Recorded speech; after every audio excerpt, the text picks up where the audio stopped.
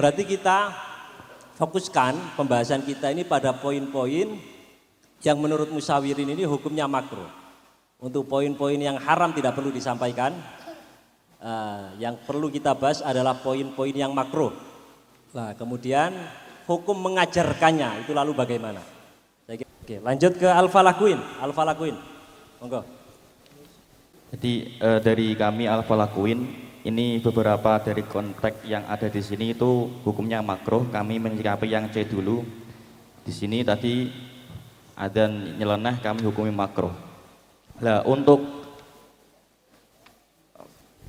kemakruhan tersebut itu nanti bisa haram karena melihat dari realita yang telah disampaikan oleh Dewan Perumus dan Mushoheh, ini jelas akan membuat bahaya atau membuat gaduh di sekitarnya. Nah, ya. Dan juga nanti juga dari masyarakat yang belum tahu itu adat yang terjadi dalam kasus kita itu seakan-akan disyariatkan. Jadi itu kalau seperti itu nanti hukumnya menjadi haram. Sudah. Baik. Jadi haramnya itu adalah membuat fitnah, gaduh. Kemudian yang kedua adalah tasyri'u malam yusra. Gitu. Ya, terima kasih. Dari Al-Falakuin saya kembalikan, coba ini ditanggapi satu poin saja ini. Nanti kalau ini selesai beranjak ke poin berikutnya terkait dengan dobit yang sampai haram di dalam masalah i'tiqadul masyru'iyah. Tadi disampaikan oleh jenengan bahwa mengajarkan adzan nyeleneh, mengajarkan sholat id bercampur antara laki-laki dan perempuan, sholat berjarak, itu akan mengakibatkan i'tiqadul masyru'iyah.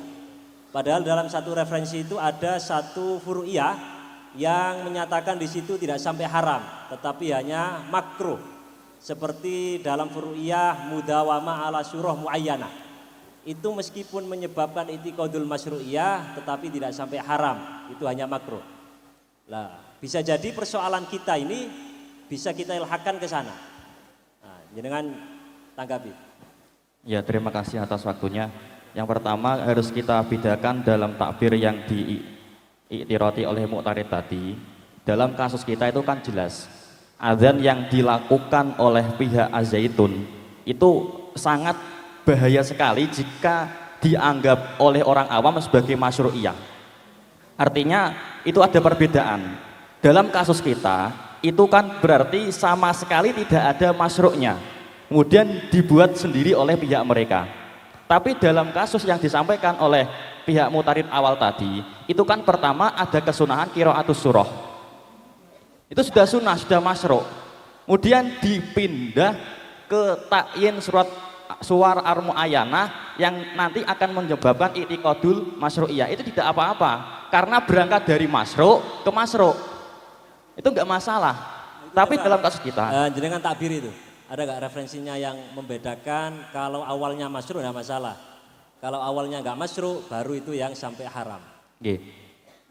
Jadi ini dalam kasus misalnya pemahaman dari kitab Bughyatul Mustarsyidin masalah jamaah sholat witir. Di situ kan pertama kita tahu bahwasanya jamaah sholat witir itu kan sama sekali tidak masyru'iyah.